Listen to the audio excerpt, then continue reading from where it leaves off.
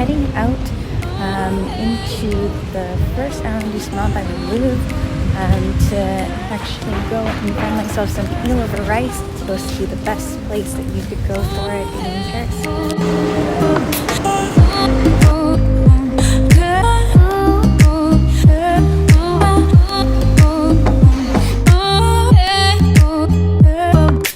So Nodaiwa is a Michelin Guide France 2020 restaurant that also has 4 locations in Japan. Okay, let's open it up. So here I've got the plain grilled eel with wasabi, the umaki or Japanese omelet, some stewed vegetables, as well as that house-made tofu. Below it is that glistening freshwater eel that's served over rice.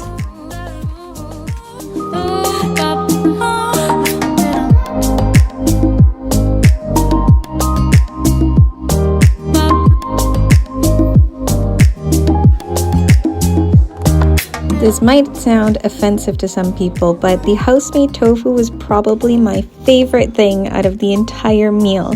If you like tofu like me, that mouthfeel and texture is everything. It was custardy, not too firm, not too silky, and just perfect. I definitely recommend giving it a try when you're here.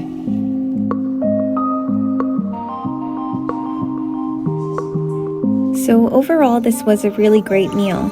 For me personally, it was lacking a bit in the sweet side that I normally look for when I'm having eel to balance out all of the savory, but the quality of the eel made up for it in spades, and it's still definitely worth trying. Oh my god, I'm so glad that I packed a baggy jacket to wear because I've definitely grown a food baby here.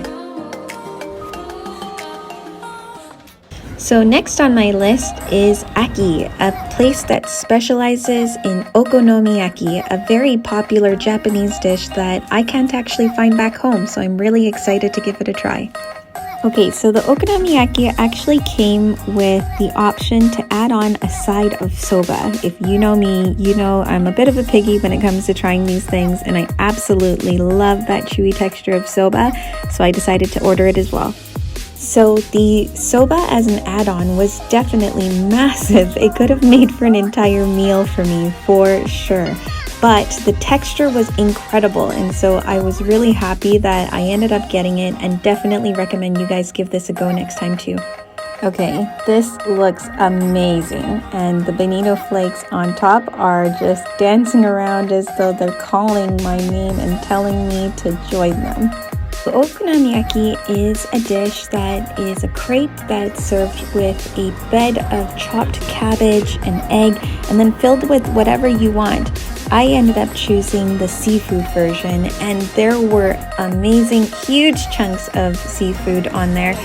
They were definitely really generous with all of the toppings, and I highly recommend that you try it.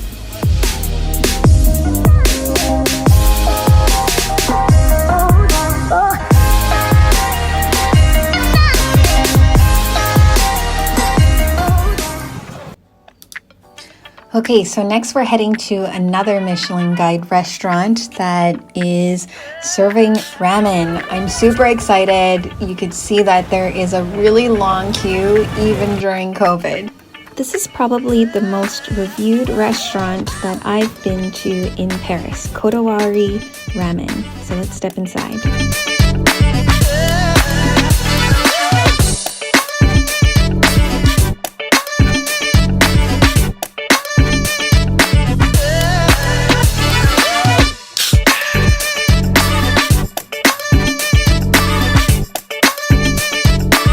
Okay, so I got the shoyu ramen, and just pulling the noodles out, you could see the steam just coming off of those noodles. They were slightly yellow, springy, they look like they've got a really good chew to them.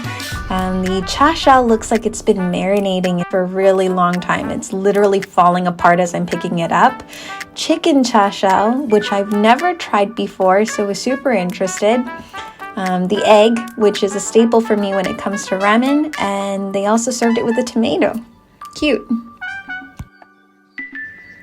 Okay guys, this broth was to die for. It wasn't too salty, which I normally find with shoyu based ramen. And then the noodles were exactly the texture that I really enjoy.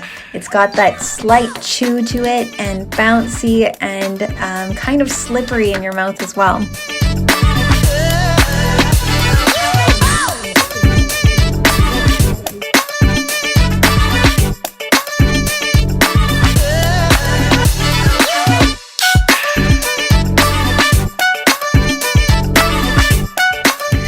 This was seriously the juiciest tomato I've ever eaten. If I closed my eyes, I feel like I was biting into a xiaolongbao, desperately trying to catch all of that juice on my spoon. So the spoon was taking way too long to get the noodles to my mouth, so I decided to just skip it. What the heck, I'm eating by myself, there's no one here to judge me. I have never done this before, but wow, I feel like it really did enhance the experience.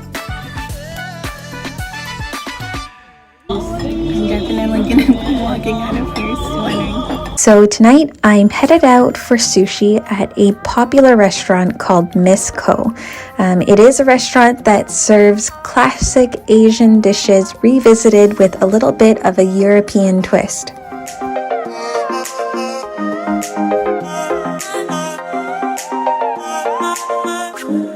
I ended up ordering the gyoza, which has prawns, mango, mint, Thai basil, and gravlax dressing, as well as the geisha roll.